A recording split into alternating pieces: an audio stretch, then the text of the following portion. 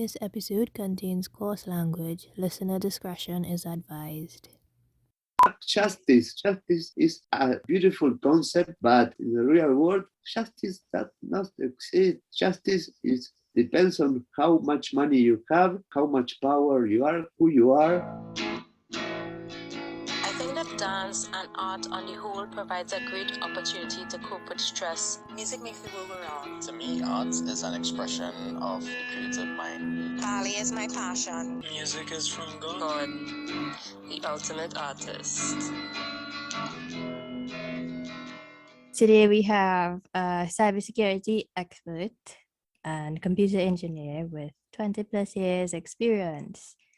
And the media gave him the title of hacker when he became the first information security professional to go to jail for a crime that he did not commit.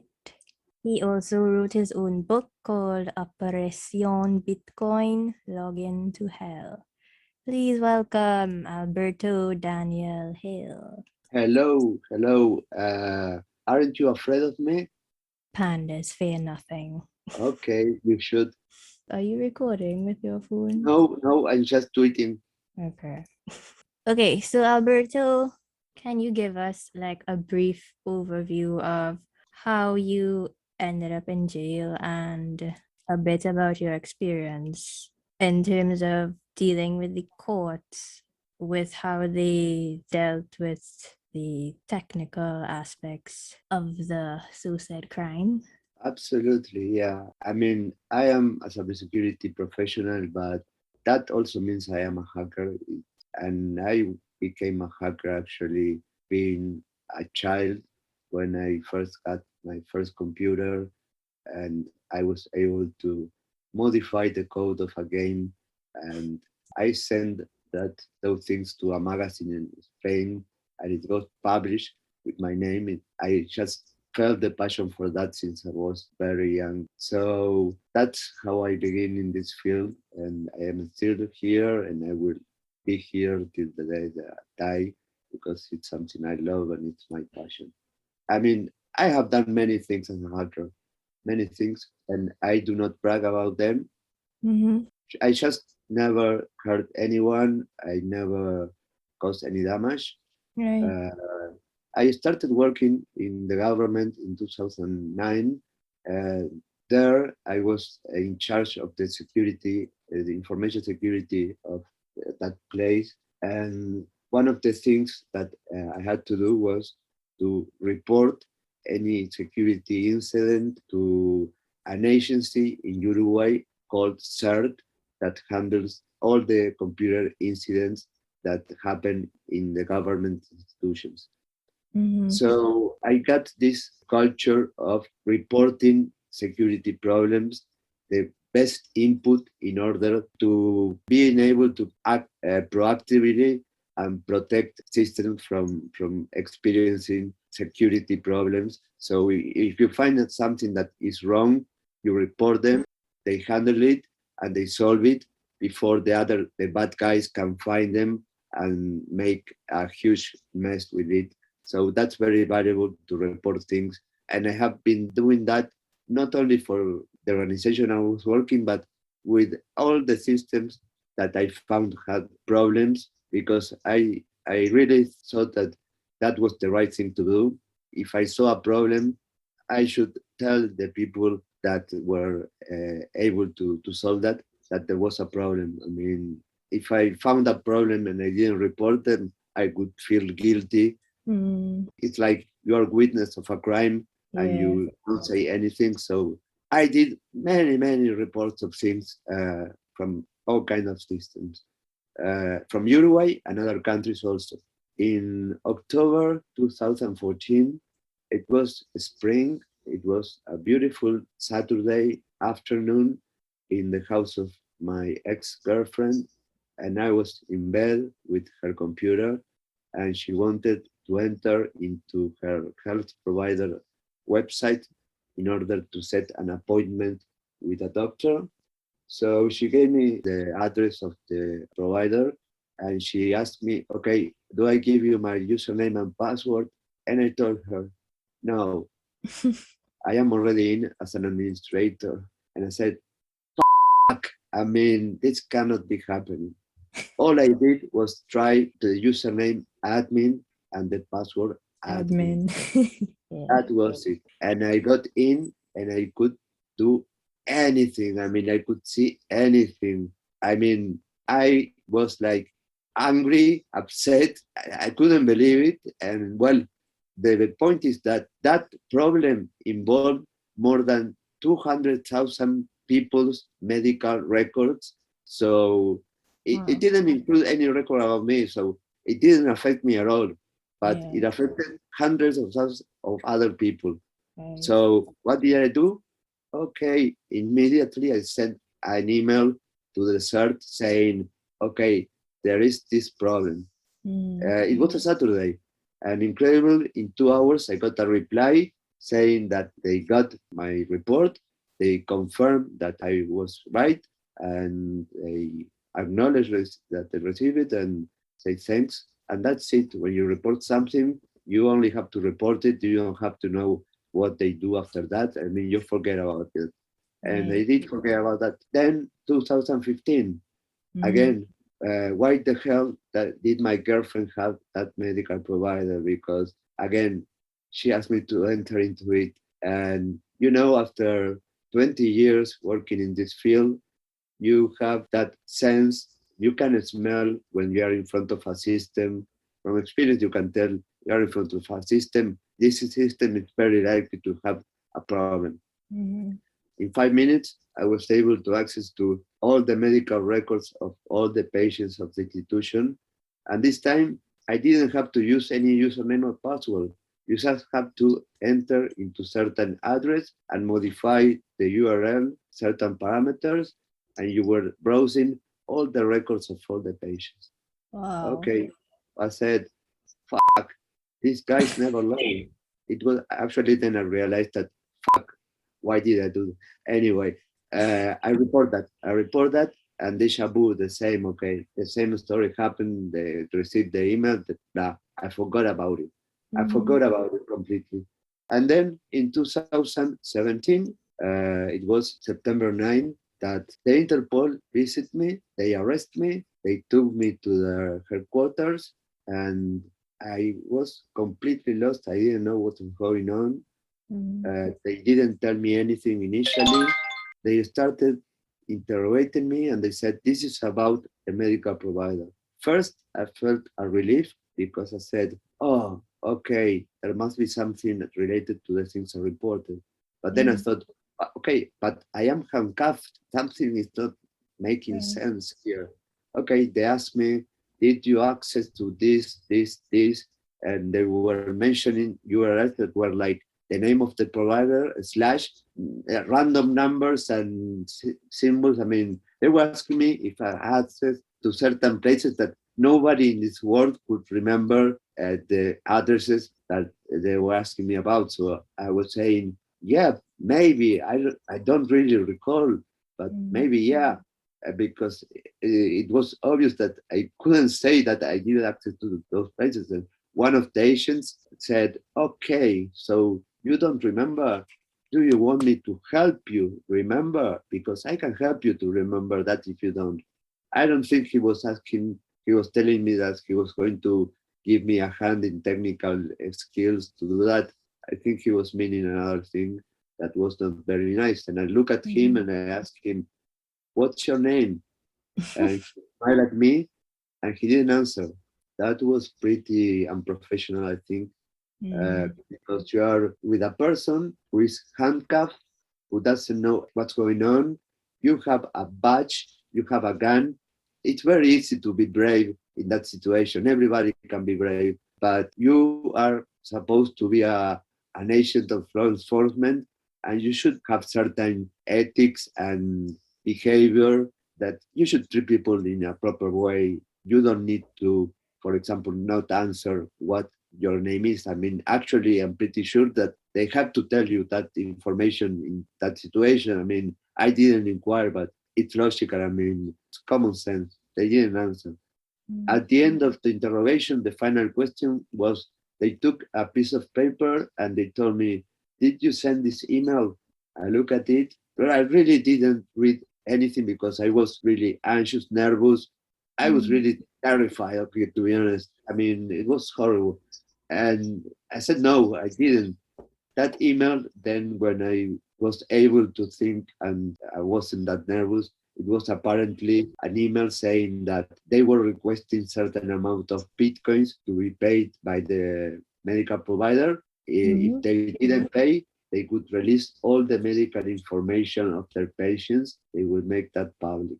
Okay, well, I didn't send that email. At one point, one of the agents grabbed a piece of paper and he told me, what if I tell you that here I have the records from the ISP saying that your IP address is the IP address from where this email was sent from? What if I tell you that?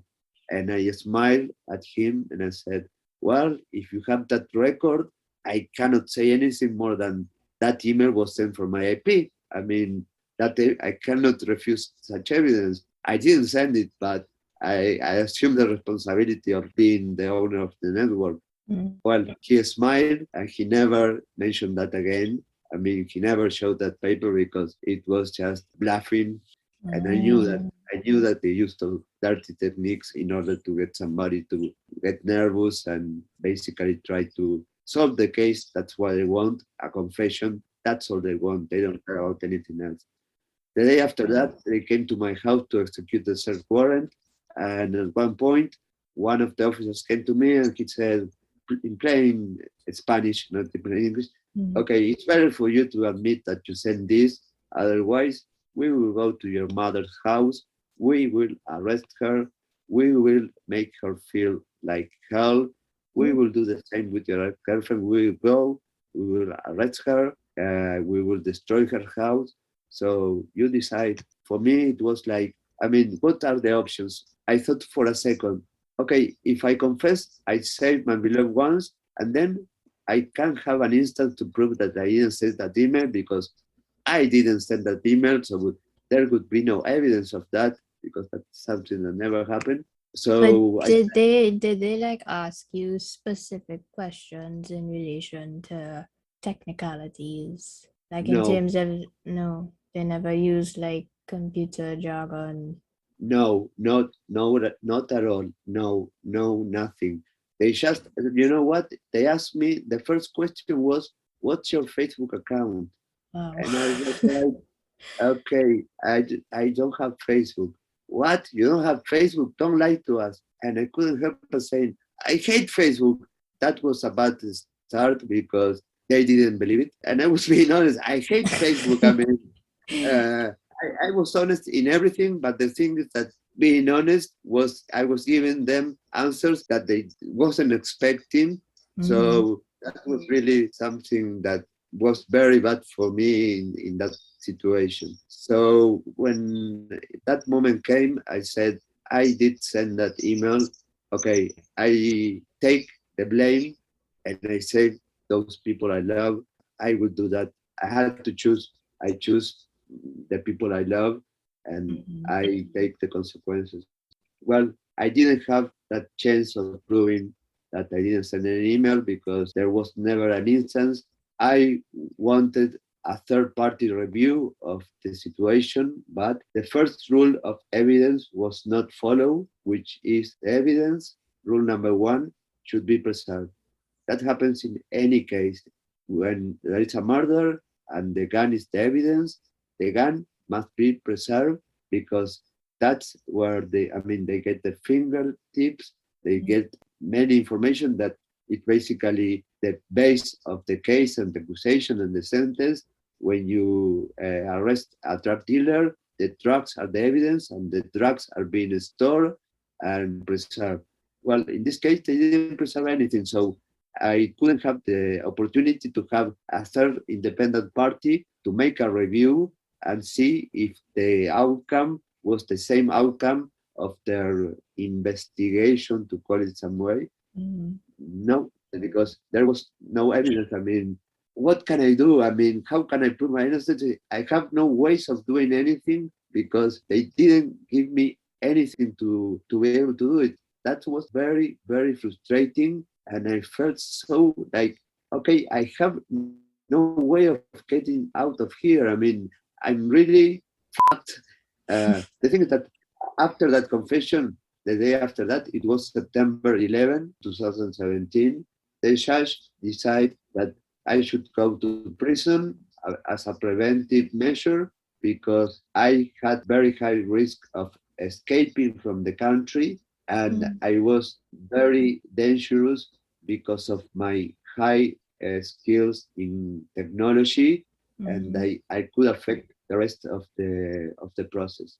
Basically, she was saying that I would run the country and that I can mentally alter evidence that was in a facility of the Interpol locked. That's what she said. I mean, I am so good as a hacker that I can use my mind to alter the evidence. Stupid, silly, make Yeah. no sense. So I went to prison. When my lawyer told me that, I thought, okay, this is the end of the world for me. I won't Mm. be able to live. For me, prison was like hell. I mean, I couldn't even get an idea of what would I do there. I mean, it was terrible. And how long did they keep you there? While I was 8 months in prison, I was released because my lawyer appealed what the judge had decided, and the appellation was in my favor. They didn't find any justification to have me there waiting for the rest of the process. But I was granted the freedom after paying a bail of $10,000. At that Mm. point, I realized that justice is a fucking lie. So if you have money to pay a bail, you can get out of this hell. And if you are pure and don't have access to that, you have to stay in this hell just because you're pure. Fuck justice. Justice is a beautiful word, a beautiful concept, but in the world, in the real world, justice does not exist. I mean, justice is depends on how much money you have, how much power you are, who you are. Some pure people are unfortunately already sentenced to be in prison just because where they were born, their context. That's very sad and made me open my mind and realize that this fucking world and this fucking system is all a lie and Mhm. everything is wrong. And I was really opening my eyes and seeing the world in a different way where I was angry with the system, with what I thought was something that was working correctly, that the society was perfectly working. No, the society is a lie. I mean, the things that happen involves corruption, abuse of power, so many things that people are not aware of, and it's all a big lie. What we hear and see on the news, than what really goes on. That's a big lie, and for me, it was like, okay, from now on, I won't believe anything, and that was a great learning from my experience that I was able to open my mind and realize that the world is not what it looks like, and I should do something to change that. I Mhm. can do something. You said from based on your experience, you're now working on improving the legislation with respect to computer laws in Uruguay. That's correct. That's correct. I contact many people from the Congress. Mm-hmm. A few of them answer me telling that they were really interested in doing that. No, nothing was eventually done. Wow. So that was not successful. So I decided to take another approach because here all the press knew about my case, but Mhm. all the most important journalists I talked to, and they all knew my case because unfortunately I didn't want it, but I became famous. No, I'm not famous, notorious is the word, but Mhm. basically I was like, wow, nobody saw me as a criminal. I mean, they saw me as a hero. I mean, wow, this guy was able to do this, and the government, instead of hiring him, they sent him to prison. That's crazy. That only happens here in this banana republic. It's stupid, but the people that take the decisions are stupid. They are ignorant. They lack of any knowledge or competence to do the things that they do. And unfortunately, the life of the people is in their hands. When you send somebody to prison, you are basically destroying the life of a person, because that person normally loses his job, his family gets destroyed, then he gets out and he's unable to find any job. So the life of a person is basically destroyed completely. And that decision is taken by people that are stupid, arrogant, ignorant. That's sad, very sad. In my case, those effects were, fortunately, when it comes to a hacker, if you go to prison, that's something that gives you value instead of causing rejection in society. I got so many job offers after being sent to prison. It's like, okay, everybody was interested on having me. That's something unique. In no other crime that I am aware of, anyone who goes to prison for any other kind of situation lives something like this. I mean, everybody goes to prison and then they get out, and to get in society again and get a decent job, It's hard. it's almost impossible because all the doors are closed. The discrimination is, Terrible. Mhm. yeah. I know, like, this happens a lot. I remember reading Kevin Mitnick's autobiography called Ghost in the Wires, and he said one time they accused him of having launch codes to nuclear arsenal. And Yeah, basically, he was sent to solitary confinement, which means being alone in a room, in a cell for 23 hours a day. That drives anybody crazy. That's proven. That causes a trauma irreversible in any human being. That's something that is brutal. And he was sent there because they said that he has the power to use a telephone to launch a nuclear attack.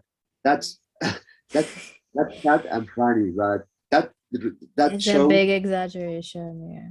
yeah, but that shows how the law enforcement and the people that is ignorant see the image of a hacker. They see that we have certain power, but they do not know exactly the scope, the things that we can do. They just see us, okay, these guys can do magic, and it causes fear for them because they consider me dangerous, because the same thing that happened to Kevin Mitnick. They actually had no idea of what I can do. They just know that I could do things they didn't understand. So I received the same treatment because the fear of the unknown, it's better to send to prison this person and keep him locked instead of having him outside, because we have no idea of what this guy is able to do. I cannot alter the evidence with my mind. Kevin Mitnick, nobody can launch a nuclear attack with a phone.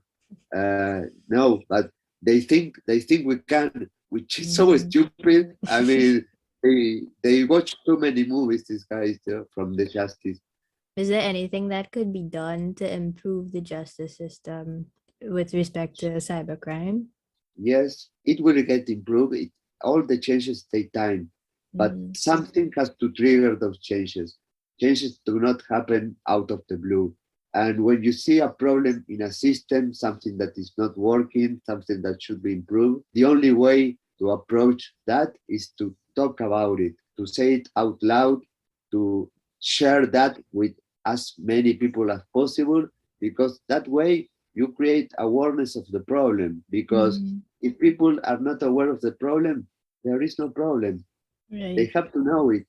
So what I have done so far is reaching millions of people thanks to the internet, because Uruguay didn't allow me to do anything. So I said, okay, I cannot do this in Uruguay. Fuck Uruguay. I have the world. I have 8 billion people out there. Uruguay is only 3 million people. Okay, thank you. You don't let me do this in Uruguay. I will do it with the world. So I did that with the world, and everybody who's in this field knows my story. They know me. They all are really by my side. They support me. They really cannot believe what I had to live. And they send me messages saying that I am a person who inspired them, which is beautiful. Makes you think that all the things I have to suffer were worth them. If I inspire one person, that's something wonderful. My story was first told in Darknet Diaries, the most important podcast about hackers, and that reached by now probably more than 500,000 people. It was told in the most important security congresses in the world, appeared in many magazines of computer forensics. I wrote a book, as you mentioned initially. I am constantly sharing my story in places like this podcast. I use every opportunity I have to share my story. Well, there's things that I cannot tell, but there's a group known worldwide that is very important, that is supporting me, and they can really give a great help in my desire to change the system, but I cannot enter into details. The thing is that you can do changes in the system, in any system, but you probably surely cannot do it alone. First of all, you have to really have the desire to do it because it's something that requires energy, it's exhausting, takes time, takes money. Many people might say, that's it, it's not my problem that are problems. No, I think if you're not part of the solution, you are part of the problem. And I don't want to be part of any problem. I want to solve things. In your case, right, did they like have any kind of specialized unit to deal with your case with people who are like highly competent in cybersecurity? The experts here in Uruguay are the CERT, the agency of the government that was reporting the incidents to. They knew nothing about cryptocurrencies. Wow. They knew nothing about forensics. For example, they took from my house 2 coins. Okay, in a podcast, nobody will see that. This is the theory. But they put this in a table. They took pictures and they said, okay, Operation Bitcoins, we have Bitcoins that from the house of the hacker. They thought these things were Bitcoin. Can you believe that? I mean, that to that level of stupidity, I mean, they didn't know anything. They have no clue of anything. Just for those listening, Alberto is just showing me a physical replica of a Bitcoin or Ethereum, sorry. Yeah, but for the example, it works. So we can safely say that like the main problem is their lack of knowledge. No, I don't think so, because I will tell you something. That is a huge problem, what you mentioned, but after a year of being released, I got access to the file of the case, a 1,000 pages file, and I was, to that point, I was surprised of everything. I couldn't believe anything, but I read the file, and the judge interviewed the director of the CERT, the person who answered the email that I sent regarding admin.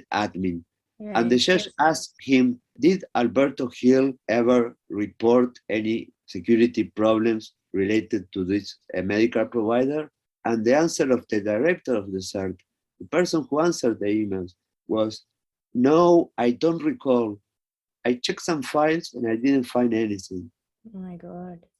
The reading of that is, you are interviewed by a criminal case. You are considered an expert and you are considered somebody who, what you say really defines what the judge's final decision is. When you report an incident, you get a tracking number, it's stored in a system, you get a reply. So basically, to answer that question, you cannot answer, I do not recall. You have to answer yes or no, and you have the tools to do that, because all you have to do is enter the system and search for my name or anything, and that shows up. I mean, answering, I don't remember, is like saying the judge, no, he didn't. So everything I said was considered, okay, I was lying, because if the director of the CERT says he doesn't remember, then I lost all my credibility. And I had taken for granted that they all the time knew that I had reported those problems to the about the health provider. Right. But no, they didn't have any clue that I did. I mean, it's like, this couldn't be happening. I mean, they are conspiring against me. Why did that person answer that? Well, I don't know, But if somebody answers that, then the big problem is not the lack of competence in technical skills. We have a much bigger problem, that is a person in certain position that answers to the judge certain question in a completely not appropriate way, and that defines the future of a person. So there is a problem there, and it's a big problem because I don't know why he did that. So finding a root cause of the problem is very complicated, but there is surely a problem there that might be corruption, for example, might be some interest that I do not know, but somebody with a lot of power might be willing to hide something. There is a reason for that answer. I wish I knew that, but it has to be a very powerful reason. So that is the most complicated part, and the thing that really blows my mind. And I mean, I am a person who, unfortunately for them, have the skills in order to be aware of all the things that they did wrong. Okay, I'm not going to brag. In Latin America, they consider me a referent in cryptocurrencies. They consider me an expert in cybersecurity. Why would I report a problem twice in a medical provider to then hack them? If I wanted to hack them, I would never report anything. Why? I mean, that's stupid. I mean, why would I report a problem and then hack them? No, I would shut up and hack them. I mean, and if I did want to hack them, I can tell you, I can guarantee you that they would never ever know it was me. That's for sure. I can guarantee you they will never know it was me. The people that surround me and know me, no one asked me, did you send that email? They didn't ask me because they already know the answer. They didn't have to ask me that. So anyone interested in hearing more about Alberto's story, you can find it on Darknet Diaries, episode 25. And his book, Operation Bitcoin Login to Hell, is available on Amazon. So Alberto, thank you so much. Thank you. Thank you very much for giving me the opportunity to share this. And I hope you continue to share your story with more people so they can be aware as well. Yeah, and I would like to say, anyone, if you're not part of the solution, you are part of the problem. So if you visualize that you are in a system that has problems, I would do something, because this world can be better, and it can only be better if people really engage and really want to make a change. So it would be nice if more people would do things to improve the world, because that's the world that I don't have children, but the children of those people who have children will live in a future, and they all want to have a better world, and we can do it. So that's the message I want to give. Thanks again, Alberto. I really appreciate it. And now you can send me my payments in Bitcoin. Thank you very much. No, I will send you the coins physically. That's what I have done. Thank you for listening to the Connoisseur Panda. Follow us on Twitter at Connoisseur Pan and Instagram, the Compan. And this episode featured me, the most dangerous hacker in Uruguay, Alberto Hill. You can find me on social media at Daniel Hill on Twitter. Music using this podcast was originally composed by Richard Pargass, and you can find him on YouTube at Richard Pargass.